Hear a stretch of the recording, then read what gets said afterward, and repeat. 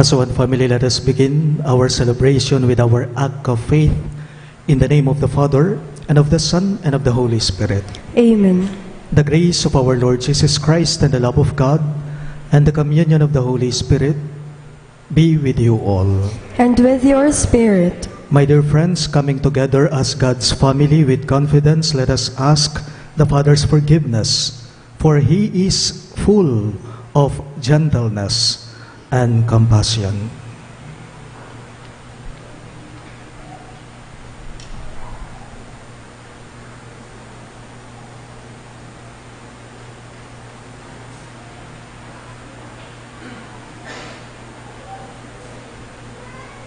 All together we say, I confess to Almighty God and to you, my brothers and sisters, that I have greatly sinned in my thoughts and in my words, in what I have done and in what I have failed to do.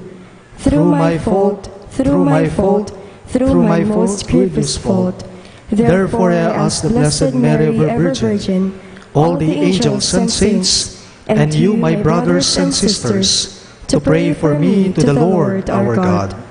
May Almighty God have mercy on us, forgive us our sins, and bring us to everlasting life. Amen.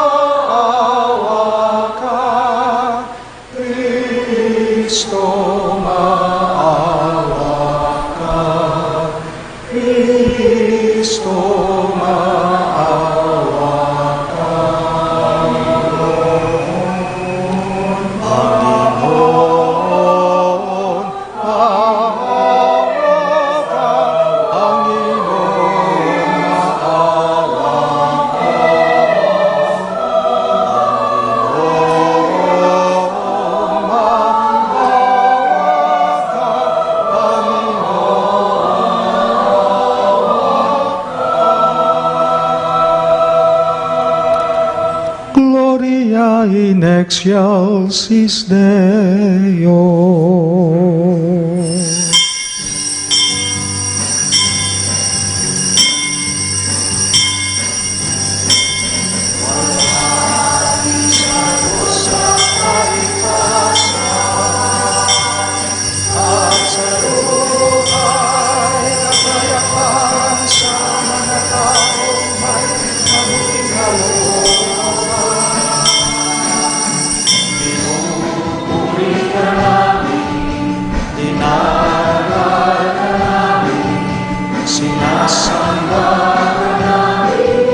Ninuluwalhati ka namin, pinasasalamatan ka namin, dahil sa dakila mong kalwalhatian. Panginoong Diyos, Hari ng langit, Diyos amang makapangyarihan sa lahat. Panginoong Jesucristo, bugtong na anak. Panginoong Diyos, Kordero ng Diyos, anak ng Ama. Ikaw na nag-aalis ng mga kasalanan ng sanlibutan, maawa ka sa amin.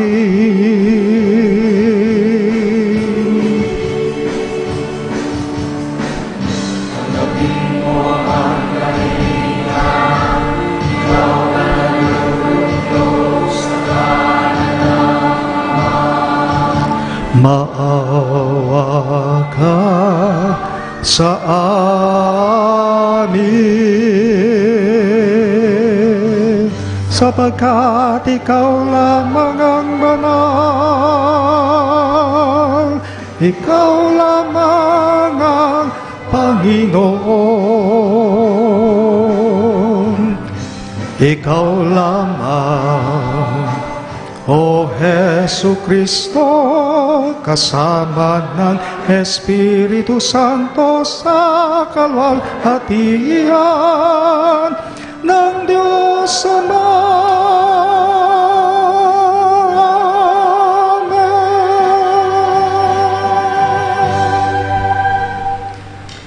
Let us pray. Almighty, ever-living God, as we see how the nativity of your Son, according to the flesh, draws near, we pray that to us, your unworthy servants, mercy may flow from your word, who chose to become flesh of the Virgin Mary and establish among us his dwelling. Jesus Christ, our Lord, who lives and reigns with you, in the unity of the Holy Spirit, one God, forever and ever. Amen.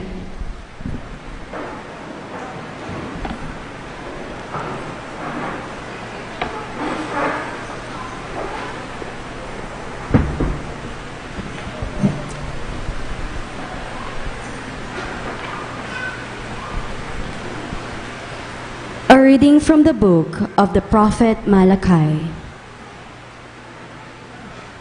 Thus says the Lord God,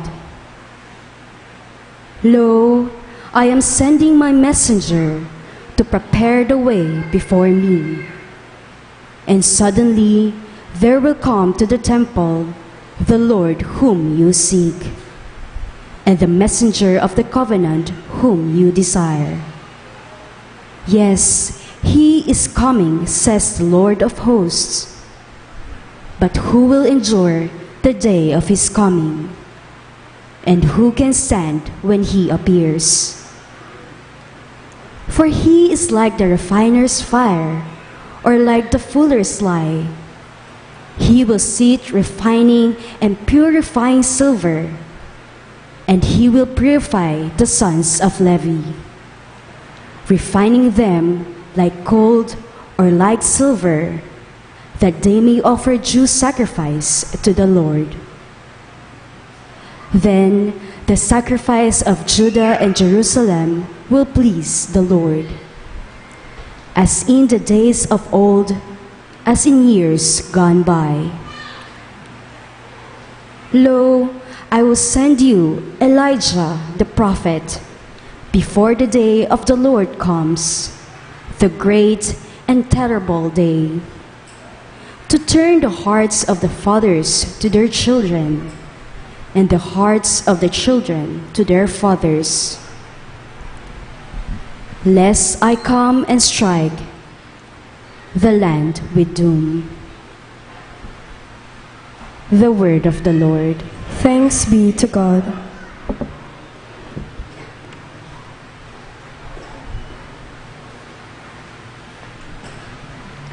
Let us respond to the verses with a song.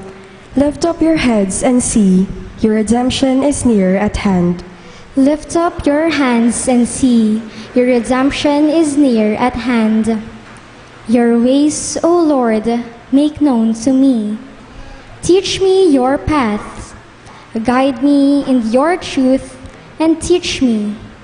For you are my God, my Savior. Lift up your heads and see, your redemption is near at hand. Good and upright is the Lord. Thus he shows sinners the way. He guides the humble to justice. He teaches the humble his way. Lift up your heads and see, your redemption is near at hand. All the paths of the Lord are kindness and constancy toward those who keep his covenant and his decrees.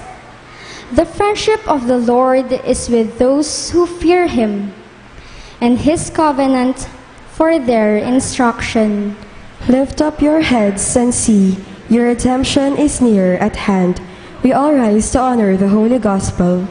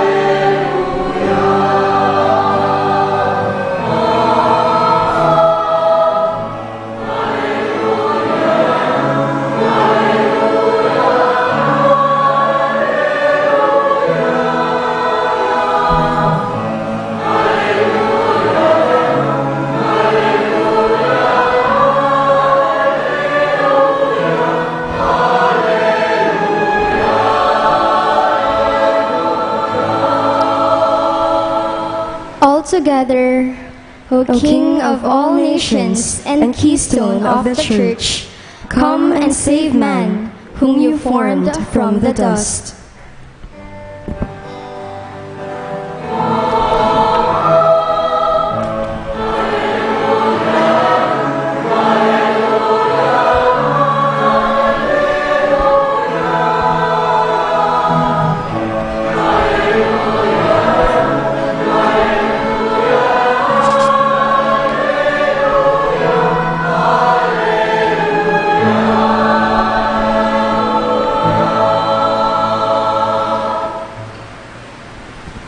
The Lord be with you.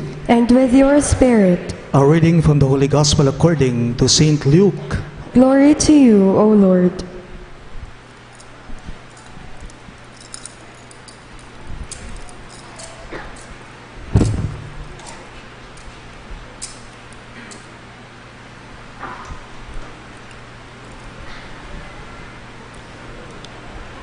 When the time arrived for Elizabeth to have her child, she gave birth to a son. Her neighbors and relatives heard that the Lord had shown His great mercy toward her, and they rejoiced with her. When they came on the 8th day to circumcise the child, they were going to call him Zechariah after his father. But his mother said in reply, "No, he will be called John." But they answered her, "There's no one among your relatives who has this name." So they made signs, asking his father what he wished him to be called.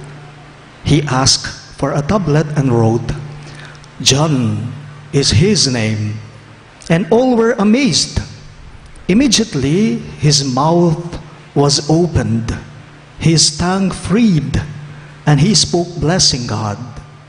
Then fear came upon all their neighbors, and all these matters were discussed throughout the hill country of Judea.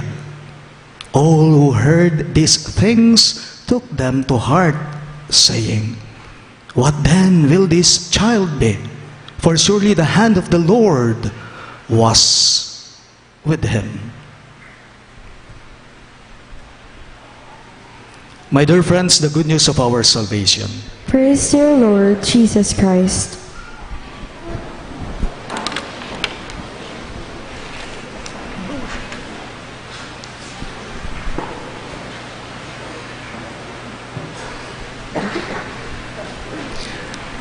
Good evening, dear everyone. Noong baguhan pa lamang po ako sa pagkapare, natatandaan ko pa po. Noong baguhan pa lamang ako sa pagkapare, natatandaan ko pa, may bata po akong bininyagan sa Makabali Hospital. Ang batang tinutukoy ko ay naghihingalo. Kakasilang lang po, mahina na po. Alam ninyo, pagkatapos kong bininyag yung bata, yung sanggol, narinig ko pong umiiyak ang tatay nito. Sabi po niya sa akin, "Father, tulungan po ninyo akong humingi ng tawad sa Diyos at sa anak ko."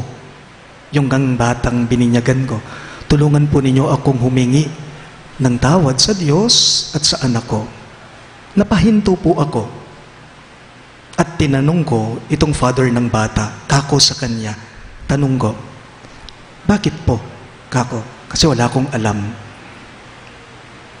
Ito pong sinabi niya sa akin, "Kasi po, Father, 3 pong babae ang mga anak namin ng misis ko. Nang malaman po ng misis ko na buntis siya, nalungkot kaming pareho kasi wrong timing po ang pagdating ng bata.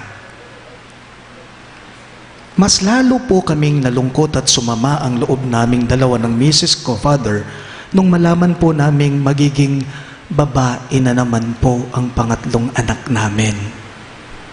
Father, all throughout the pregnancy of my wife, di po namin winelcome ang batang ito." Sabi niya, malungkot siya habang kinukwento niya. Ipinaglihi po siya ng mami niya sa sama ng loob. Kaya po siguro sumuko na lamang itong bata. kaysa sa lumaki siya sa sama ng loob ng mami niya. Sabi po niya, kwento niya, I baptized the child. Her name is Stella Maris. May she rest in peace.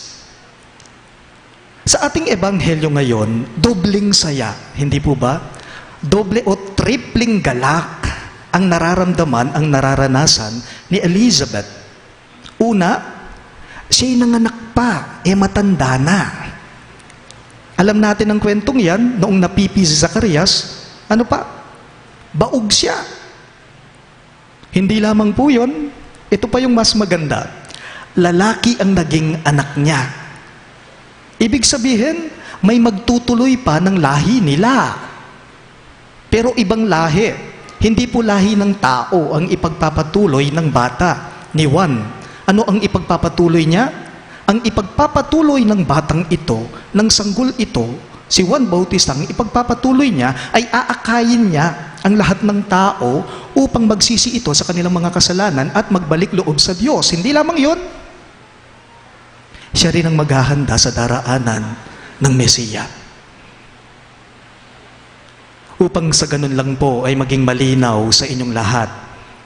Alam po ninyo sa mga Israelita, kapag ipinapanganak na po ang isang bata, base sa kwento ng ating ebanghelyo, lahat po ng mga kapitbahay at mga kamag-anak ay magtitipon-tipon yan sa tabi ng bahay kung saan nanganganak yung babae, yung nanay.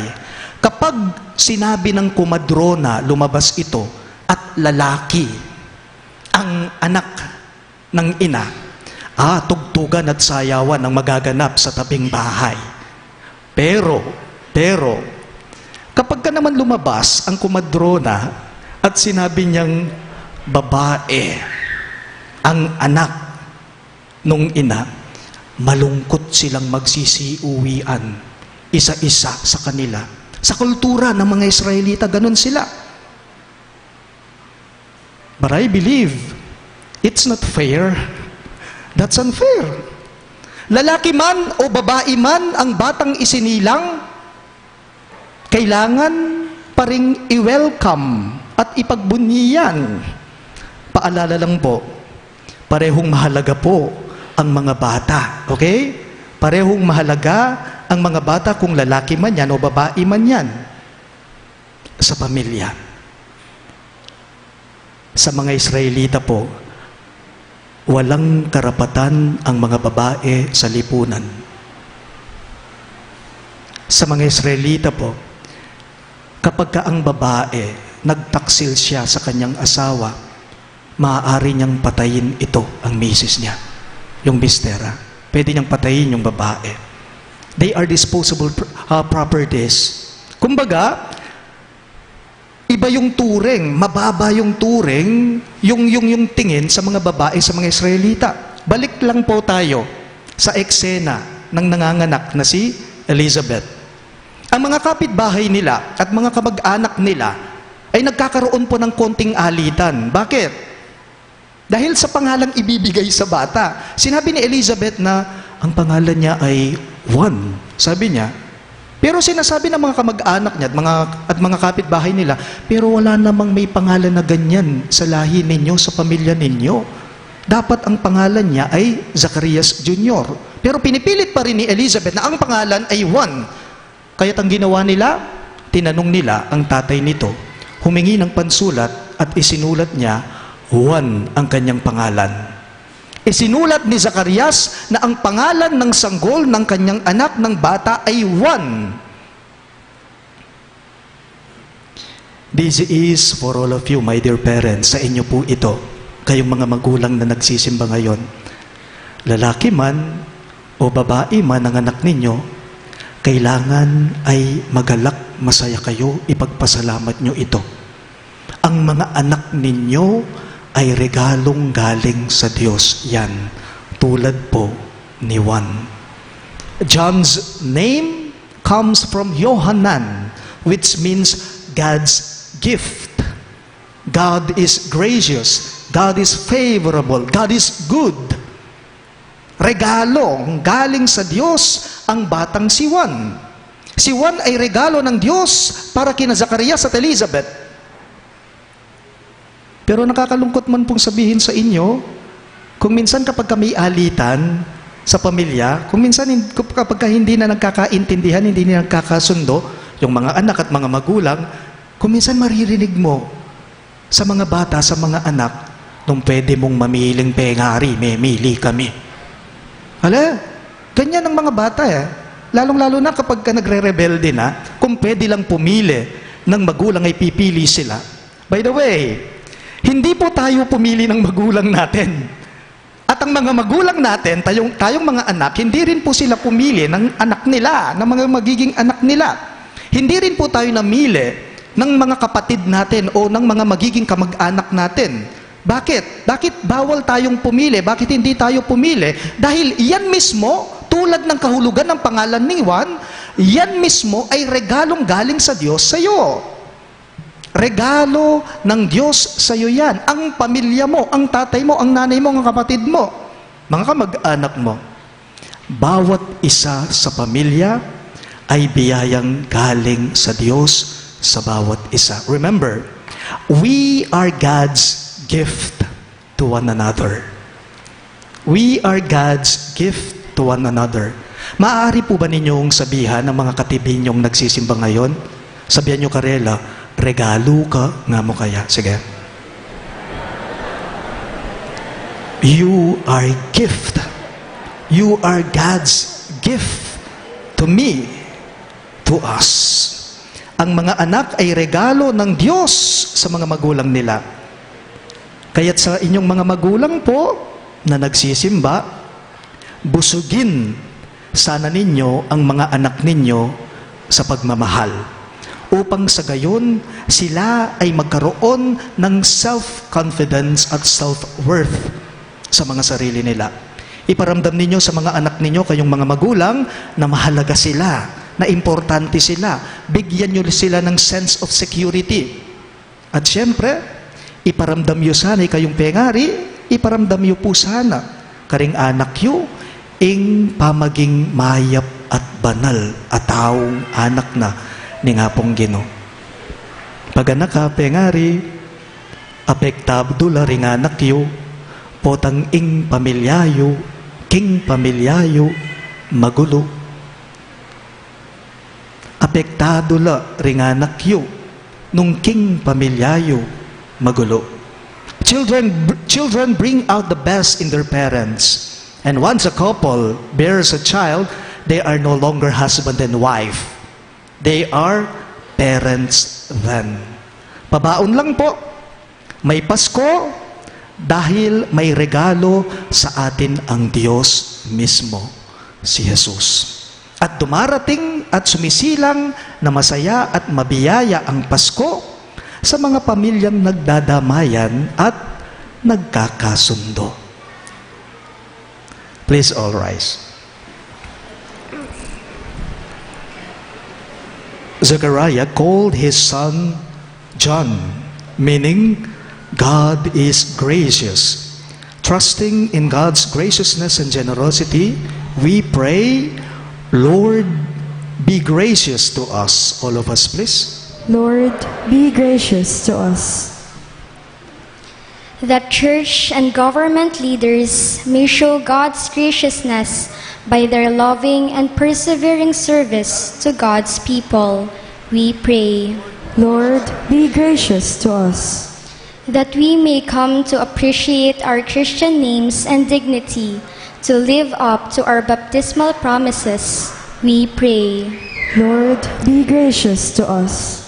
That we may become a united and caring community where sorrow is halved and joy is multiplied, we pray. Lord, be gracious to us.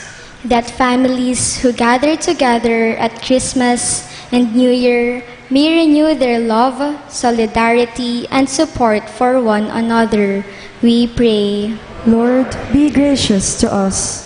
That the Lord may grant the souls of our brothers and sisters the reward of eternal life, we pray. Lord, be gracious to us. we include in our prayers the following intentions.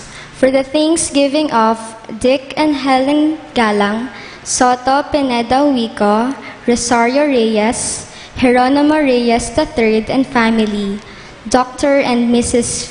Africano E. Aquino, Capena and Muli family, Joyce Ocampo and family, Caballas and Ramonedas, Cesar and Lorna David and family, Paz Miranda and family, Pixay family, Alice, Bong, Andre Galang, Arthur and Peng Baluyot, Annie Razon and family, Mr. and Mrs. Ryan Santos and family, Lourdes Leaf and family, Mr. and Mrs. Albert Lacanlilao and family, Cora Canlas and family, Edgar Landig, Rina Landig and family, Kapampangan Choir, Tuesday Choir, Solana Community, Mr. and Mrs. Max and Susan Herana, Joshua and Janelle Pamintuan, Mr. and Mrs. Mario Pasion and family, RJ and Kathy Jimenez and family, and Jen De Leon. For the birthday of Clara Pantaleon. For the special intentions of Leila Abiyog, Anita Chedin, Paz Suing, Ines Sunga, Teresita Tapia, Michael and Nida Urwico and family, Trina Yazon, Derek and Flor Sanchez and family, Rowelyn Annikdao, CJ and Isa Ocampo, Annalisa C. Irapta and family, Mark Harold Dalay, Romel, Reza, Pauline Del Rosario. For the good health of Sonny Bustos, Richard Cabalya, Dorotea Sibal, Evelyn De La Rosa, Greg Franco, and May Miranda. For the safe travel of Jojo and Isa Lacson and family. For the eternal repose of the souls of Norma, Maria Virginia, Marcelo, Dolores, Roman, Urbano, Dominga, Eligio, Pasencia, Eduardo, Romeo Bernardo Sr., Fred Manansala, Mario de Oyusen, Consolacion, Alfredo, Roquita Padua, Gonzalo San Luis, Luis Gabriel Salangsang, Naomi Viray Sandico, Virgilio Batak, Heidi Malit, Teresita, Angelina, Milagros, Benedicto, Romeo, Alberto, Marites, and Fortunata, Pilar Reyes, Geronimo Reyes Sr., and Armato Miklat, and all souls in purgatory, we pray. Lord, be gracious to us. We now pray for our own personal intentions.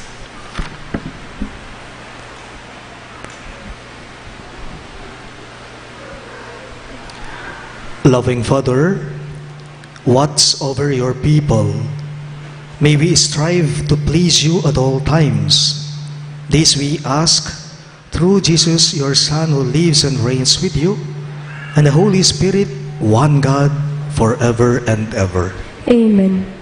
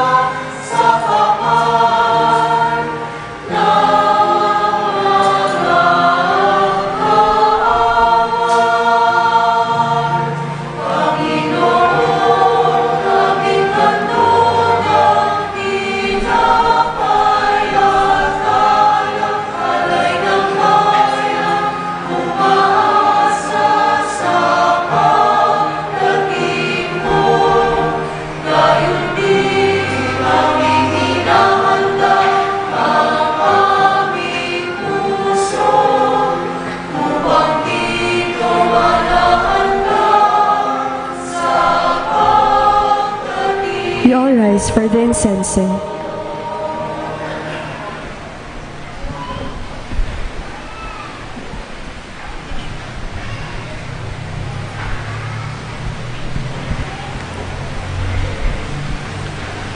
Pray, my dear friends, that my and your sacrifice may be acceptable to God, the Almighty Father. May the Lord accept the sacrifice at your hands for the praise and glory of His name, for our good and the good of all His holy church. May this oblation by which divine worship in its fullness has been inaugurated for us be our perfect reconciliation with you, O Lord, that we may celebrate with minds made pure the nativity of our Redeemer, who lives and reigns forever and ever. Amen. The Lord be with you. And with your spirit, Lift up your hearts. we lift them up to the Lord. Let us give thanks to the Lord our God. It is right and just. It is truly right and just, our duty and our salvation, always and everywhere, to give you thanks, Lord, Holy Father, Almighty and Eternal God, through Christ our Lord. For all the oracles of the prophets foretold him, the Virgin Mother longed for him, with love beyond all telling. John the Baptist sang of his coming, and proclaimed his presence when he came. It is by his gift that already we rejoice at the mystery of his nativity, so that he may find us watchful in prayer and exultant in his praise. And so, with angels and archangels, with thrones and dominions, and with all the hosts and powers of heaven, we sing the hymn of your glory as without end we acclaim.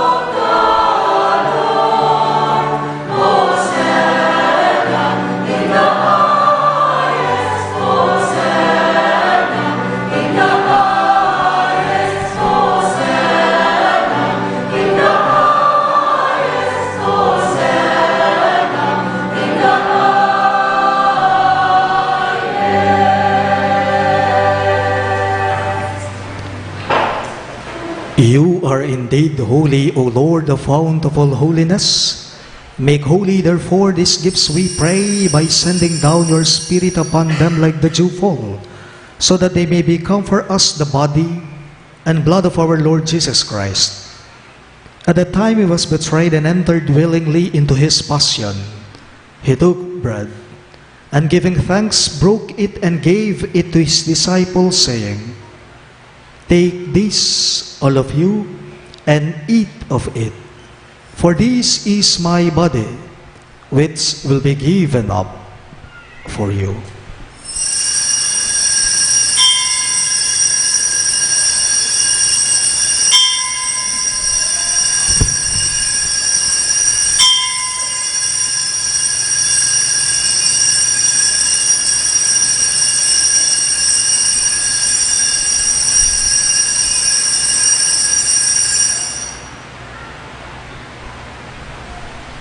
In a similar way, when supper was ended, he took the chalice, and once more giving thanks, he gave it to his disciples, saying, "Take this, all of you, and drink from it. For this is the chalice of my blood, the blood of the new and eternal covenant, which will be poured out for you and for many, for the forgiveness of sins. Do this in memory of me."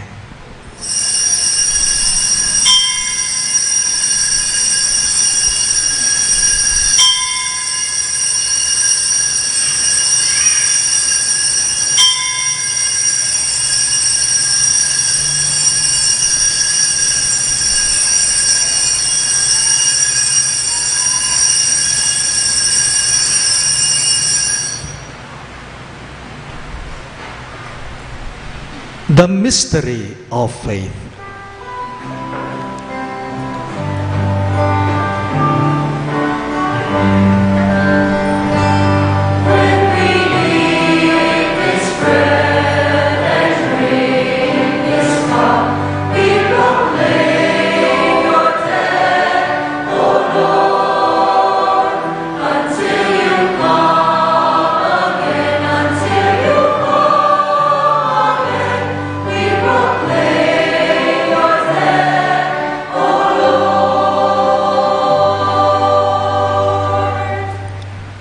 Therefore, as we celebrate the memorial of his death and resurrection, we offer you, Lord, the bread of life and the chalice of salvation, giving thanks that you have held us worthy to be in your presence and minister to you.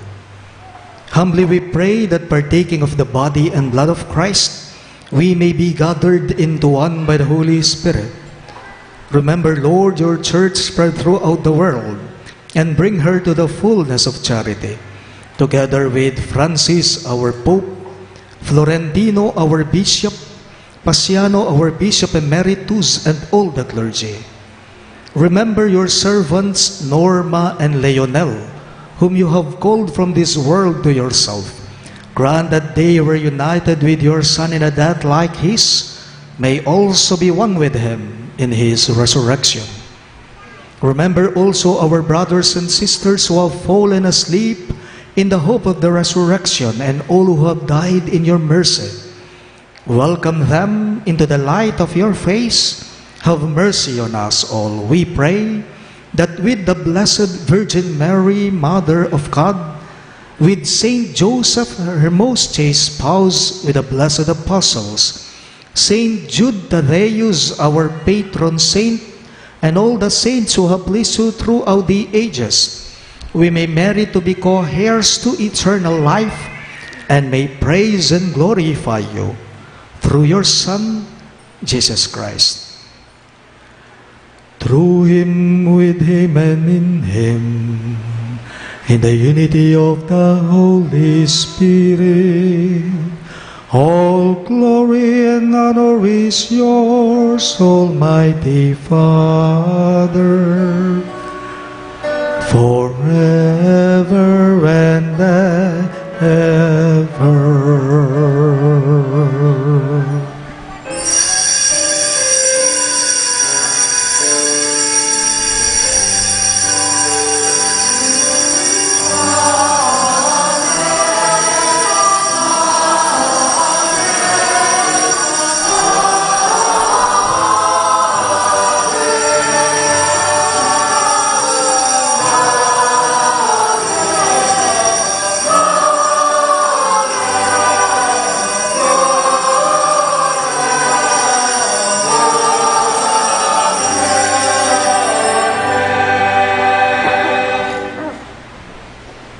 As one family, waiting for the coming of the Messiah, we now pray the very prayer the Lord himself taught us.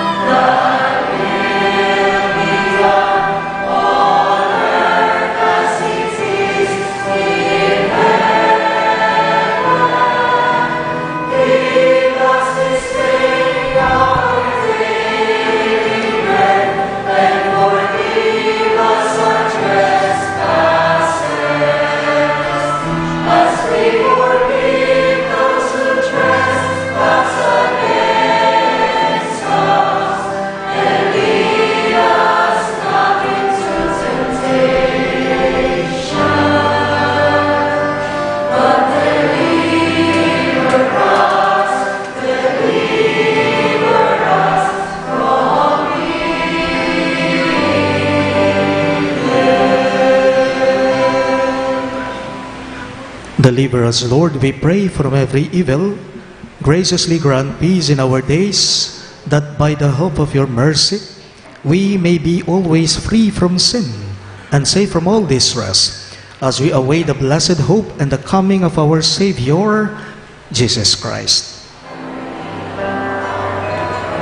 For the kingdom, the power, and the glory are yours now and forever.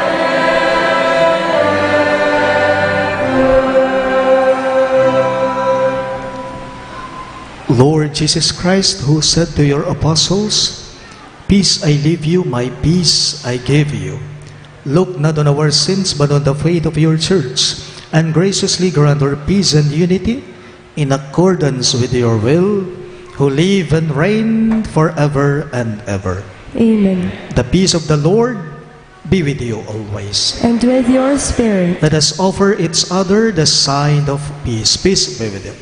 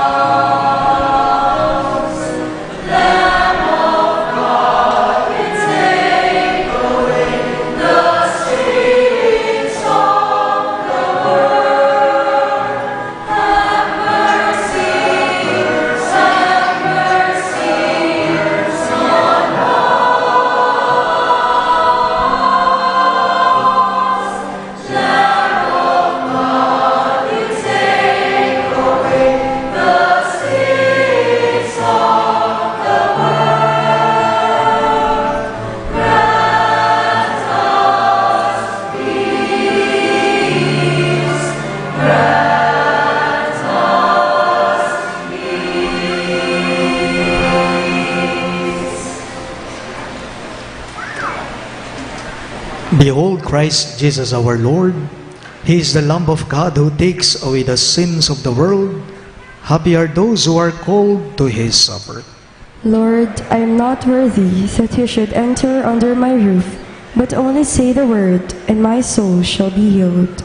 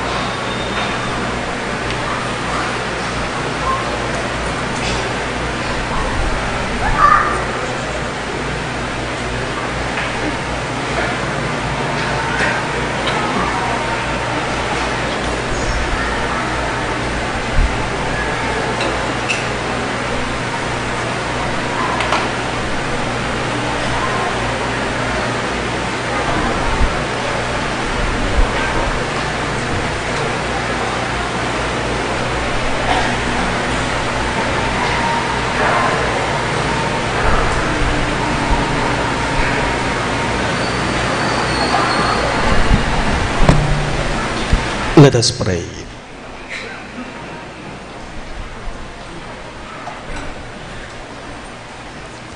Grant your peace, O Lord, to those you have nourished with these heavenly gifts, that we may be ready with lighted lamps to meet your dearly beloved Son at his coming, who lives and reigns forever and ever.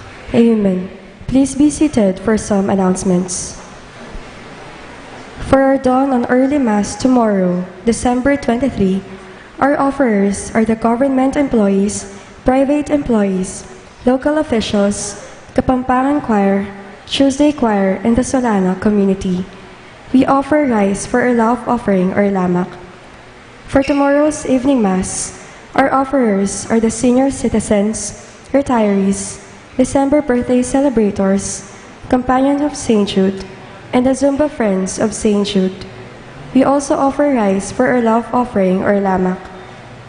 May we also invite you, our parish community, to join us in these offerings. You may drop your offerings at the parish office should you not wish to join the processional during the offertory. All the lamak collected during the Simbang Gabi shall be distributed to our less fortunate brothers and sisters. Please note that our Christmas Eve Mass is at 10 o'clock in the evening. On Christmas Day, we celebrate Masses only in the morning at 7:30 and 9:30. Our New Year's Eve Mass is at 8 o'clock in the evening. On New Year's Day, we celebrate Masses only in the morning at 7:30 and 9:30. Thank you.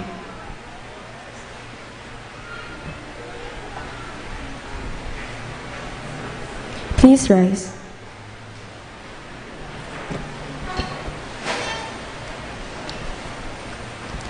Before the final blessing, maaari po ba nating palakpakan ng mga choir natin? Ang galing po nila.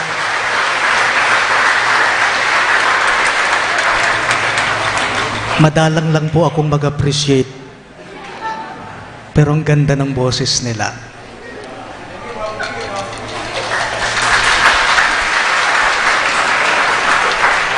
The Lord be with you.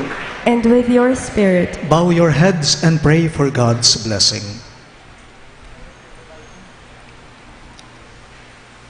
May the Almighty and merciful God, by whose grace you have placed your faith in the first coming of His only begotten Son, and yearn for His coming again, sanctify you by the radiance of Christ's advent, and enrich you with His blessing.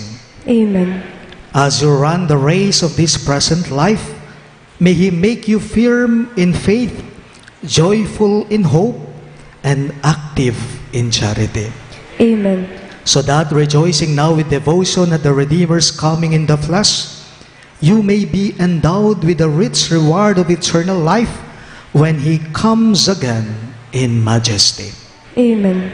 And may the Almighty God bless you, the Father, and the Son, and the Holy Spirit. Amen. The Mass is ended, and our mission begins. Thanks be to God.